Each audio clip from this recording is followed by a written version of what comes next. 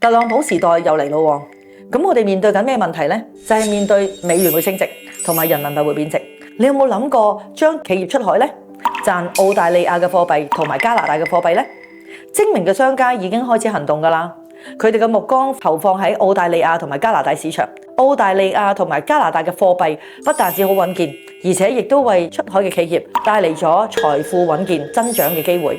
同時，中國出口嘅產品無可否認，亦都係全球市場嘅份額不斷去增加、擴張同擴大。人民幣喺國際嘅地位亦都逐漸係被認可，隨之提升，成為全球嘅第二大流通貨幣。